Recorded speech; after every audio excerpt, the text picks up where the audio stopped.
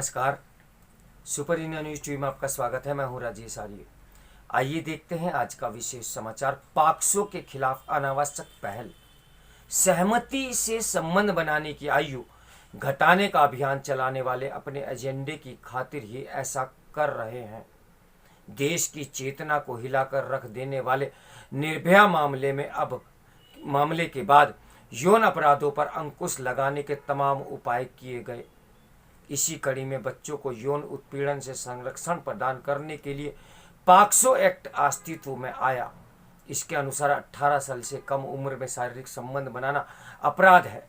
अब इस प्राविधान में संशोधन के लिए माहौल बनाया जा रहा है। यह सवाल इसलिए भी सामने आया है क्योंकि मुख्य न्यायाधीश डीवाई चंद्रचूड़ ने हाल में पॉक्सो कानून से जुड़े मामलों में दोष सिद्ध के आंकड़ों को आधार बनाकर संसद को इस कानून में परिवर्तन का सुझाव दिया।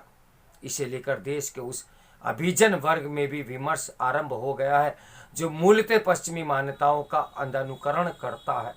हालांकि केंद्रीय महिला एवं बाल विकास मंत्री स्मृति ईरानी ने स्पष्ट कर दिया है कि सरकार सहमति से यौन संबंधों की आयु सीमा 18 से घटाकर 16 साल करने के लिए प्रस्ताव को स्वीकार नहीं करेगी। इस विषय को समझने के लिए उसकी पृष्ठभूमि जानना आवश्यक है। कुछ एनजीओ सेकुलरिज्म, उदारवाद और कथित प्रगतिशीलता की आड़ में भारतीय समाज के सांस्कृतिक मानबिंदुओं को दशकों से खंडित, प्रदूषित और ध्वस्त करने में लगे हुए हैं।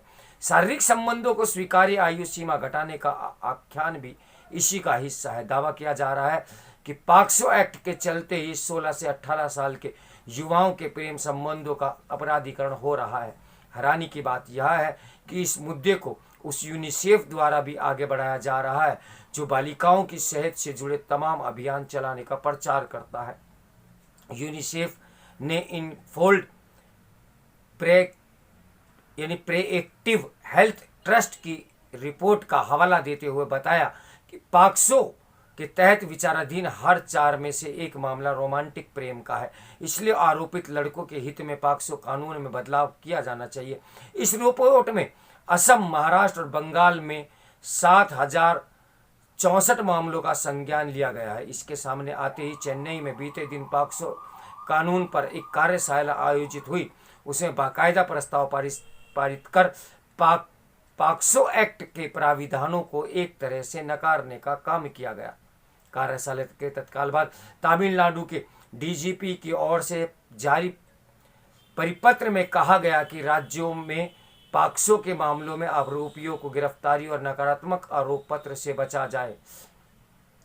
राष्ट्रीय बाल संरक्षण आयोग के अध्यक्ष प्रियंक कानूनगो ने इस परिपत्र के विरुद्ध हाल में राज्य सरकार को एक नोटिस भी जारी किया है। इससे पहले 2019 में मद्रास हाईकोर्ट 18 से कम आयु में शारीरिक संबंधों को प्रतिकूल मानने से इनकार कर चुका था। यह नई बात नहीं।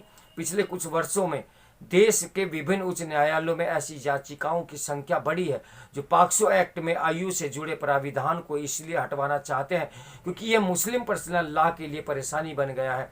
मुस्लिम पर्सनल लॉ कहता है कि बालिका जैसे ही रजस्वला होगी तो वह विवाह के योग्य मानी जाएगी। एक समय यह औसत आयु 15 साल थी, लेकिन बदलती जीवन शैली में 12 वर्ष तक हो गई है।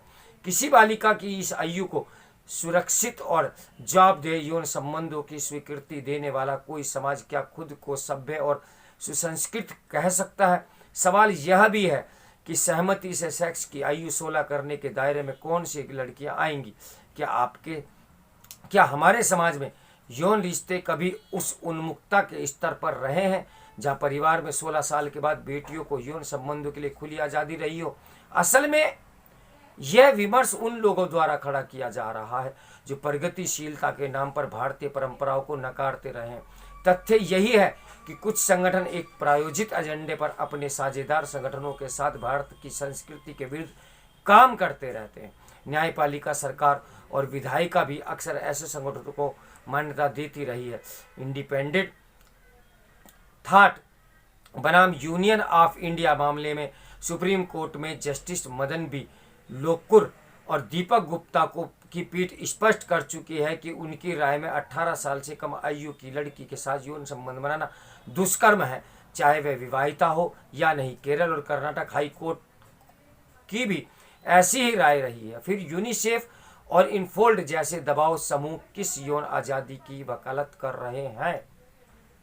यदि मान लिया जाए कि प्रेम प्रसंगों के मामलों में ही किशोरों में इस प्रकार के अपराधीकरण का सिलसिला बढ़ा है, तो इसका दूसरा पहलू भी है।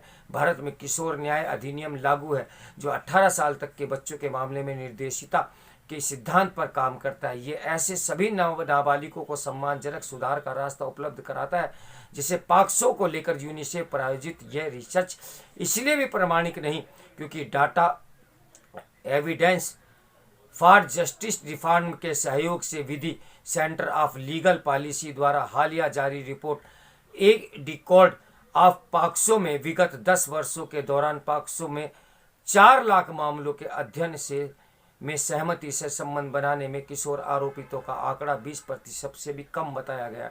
जाहिर है कि ये गणा जा रहा है कि विमर्श थिंक टैंकों की प्राथमिकता प्रामाणिकता और उसके छिपे हुए एजेंडे से प्रेरित है। यदि कोई समस्या है तो उसका समाधान संबंधों के लिए आयु घटाने से नहीं बल्कि किशोरों की यौन इच्छाओं के अपराधीकरण को स्थानीय परिवेश, स्वास्थ्य, पोषण और सामाजिक के संदर्भ को समझाने में निहित है। तो मेरे साथ बने रहिए सुपर इंडिया न्यूज़ टीवी की ब्रेकिंग न्यूज़ के लिए। नमस्कार, मैं हूँ राजेश आर्य।